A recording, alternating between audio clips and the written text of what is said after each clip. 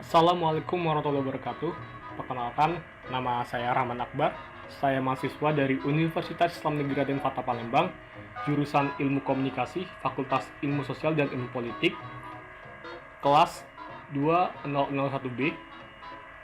Pada kali ini saya akan mempresentasikan dalam rangka untuk memenuhi tugas ulangan akhir semester pengantar ilmu antropologi dan sosiologi, dan akan ada 3 poin yang di sini yang akan saya presentasikan. Yang pertama itu tentang ruang lingkup sosiologi dan antropologi. Yang kedua itu tentang stratifikasi dan diferensiasi sosial. Dan yang ketiga analisis studi kasus sosiologi dan antropologi pada masa pandemik. Oke, di sini langsung saja akan saya dimulai dari ruang lingkup sosiologi dan antropologi. Yang pertama itu saya akan dari antropologi. Antropologi berasal dari kata Yunani. Yang pertama itu anthros, artinya orang, dan logos yang artinya ilmu. Jadi objek antropologi itu adalah manusia. Menurut para ahli, bahwa antropologi itu adalah sebuah ilmu yang mempelajari tentang manusia. Dan antropologi merupakan tergolong ilmu pengetahuan yang masih baru. Cakupannya sangat luas, tidak hanya manusia. Ilmu antropologi mempelajari segala aspek yang ada pada manusia itu yang tanpa dibatasi ruang dan waktu. Antropologi mempelajari ilmu secara kompleks karena manusia memiliki akal dan pola pikir yang menjadi kebudayaan. 3 kebudayaan yang dimiliki dari manusia itu, yang pertama itu ada ide, gagasan, dan material.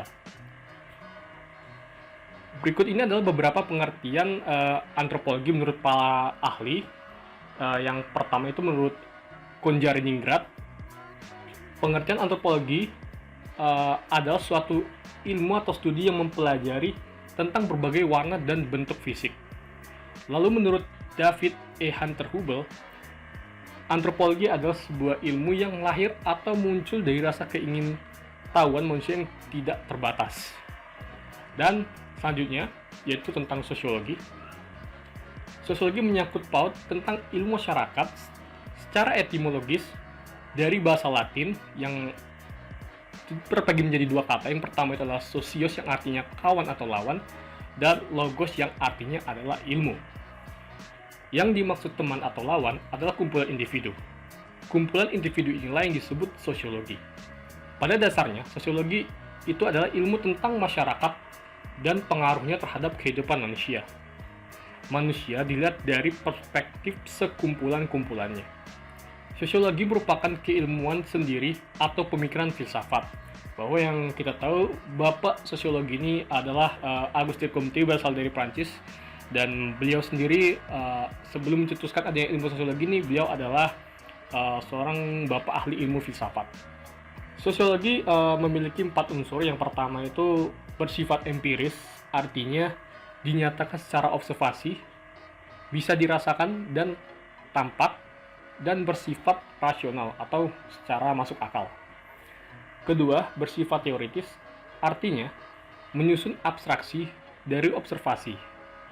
Misalnya, ada kelompok yang hanya bergaul sama satu sosialnya.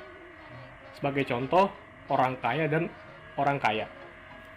Dan yang ketiga itu bersifat kumulatif, artinya berdasarkan teori. Dan yang keempat bersifat non-etis, artinya tidak memperhatikan baik buruknya, melainkan menjelaskan fakta tersebut secara analitis. Oke, selanjutnya itu poin yang kedua tentang stratifikasi sosial dan diferensiasi sosial. Stratifikasi sosial adalah perbedaan vertikal yang memicu munculnya hierarki dan kelas-kelas sosial di masyarakat. Stratifikasi sosial di masyarakat ditentukan oleh sesuatu yang dihargai oleh masyarakat. Dasar yang digunakan untuk menggolongkan masyarakat dalam stratifikasi sosial adalah kekayaan, kekuasaan, keturunan, dan pendidikan. Pada masyarakat perkotaan yang kompleks, unsur penggolongan stratifikasi sosial juga sangat banyak dan rumit. Masyarakat perkotaan distratifikasikan berdasarkan perbedaan kepemilikan, ekonomi, pekerjaan, tingkat pendidikan, dan hak-hak istimewa seseorang. Sebaliknya, pada masyarakat homogen seperti masyarakat pedesaan tradisional, sistem stratifikasi masih belum banyak diterapkan. Nah, berikut ini adalah 3 sifat stratifikasi sosial. Itu yang pertama, ada sifat stratifikasi sosial tertutup atau closed social stratification. Adalah stratifikasi di mana anggota dari setiap strata sulit mengadakan mobilitas tetapi sangat terbatas pada mobilitas horizontal saja. Contoh sistem kasta. B. Stratifikasi sosial terbuka atau open social stratification. Stratifikasi ini bersifat dinamis karena mobilitasnya sangat besar. Setiap anggota strata dapat bebas melakukan mobilitas sosial, baik vertikal maupun horizontal. Contoh, seorang miskin karena usahanya bisa menjadi kaya. Nah, jadi stratifikasi terbuka ini dapat kita simpulkan bahwa yang seperti yang saya simpulkan tadi dari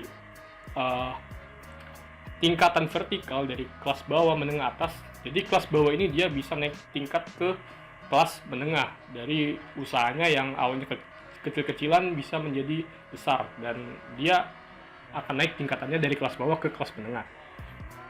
Lalu selanjutnya stratifikasi sosial campuran merupakan kombinasi antara stratifikasi tertutup dan terbuka. Misalnya seorang orang dari Bali yang mempunyai kasta Brahmana mempunyai kedudukan hormat di Bali.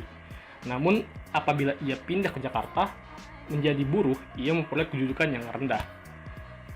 Dan selanjutnya kita akan bahas tentang diferensi sosial. Diferensi sosial adalah klarifikasi terhadap perbedaan-perbedaan yang biasanya sama. Pengertian sama di sini menunjukkan pada penggolongan atau klarifikasi masyarakat secara horizontal. Diferensiasi sosial ini ditandai dengan adanya perbedaan berdasarkan ciri-ciri sebagai berikut. Yang pertama itu, ciri-ciri diferensiasi ini terjadi karena perbedaan ciri-ciri tertentu, misalnya warna kulit, bentuk mata, rambut, hidung, muka, dan sebagainya. Diferensiasi budaya berhubungan erat dengan pandangan hidup suatu masyarakat menyangkut nilai-nilai yang dianutnya, seperti religi atau kepercayaan, sistem kekeluargaan, keulatan, dan ketangguhan etos. Stratifikasi sosial itu singkatnya itu adalah sebuah bentuk garis vertikal yang dimana menandakan kelas bawah, menengah, atas, yang dimana dari kelas bawah itu bisa naik ke kelas atas atau bahkan sebaliknya kelas atas bisa turun ke kelas bawah, dan semua itu dapat diukur melalui berdasarkan kekuasaan ekonomi dan pendidikan. Namun sedangkan di diferensiasi sosial itu yang punya pola horizontal di mana garis lurus sejajar yang dimana itu mencakup tentang agama, adat, jadi semuanya sama, tidak ada perbedaan. Dan yang selanjutnya poin terakhir yaitu poin yang ketiga, yaitu berupa analisis studi kasus sosiologi dan antropologi dalam masa pandemi, yaitu di sini problematika sosial budaya masyarakat di masa pandemi dalam perspektif sosiologi dan antropologi. Sekarang ini pastinya masyarakat memiliki respon yang berbeda-beda dari yang mungkin sebelum datangnya virus corona dan setelah datangnya virus corona ini, di mana masyarakat itu menanggapi masalah tersebut, ada yang mengikuti aturan, ada yang tidak.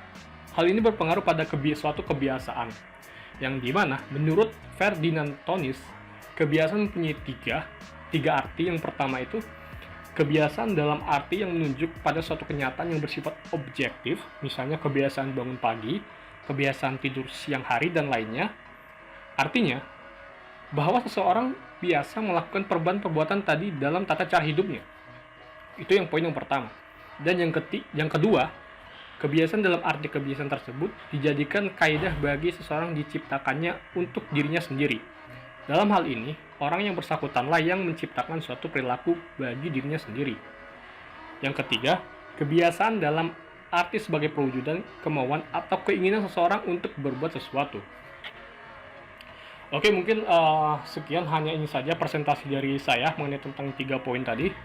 Dan apabila kalian yang menonton video ini menemukan info-info yang salah atau yang tidak akurat menurut kalian, saya mohon maaf, dan kepada Allah saya mohon ampun. Sekian, terima kasih. Wassalamualaikum warahmatullahi wabarakatuh.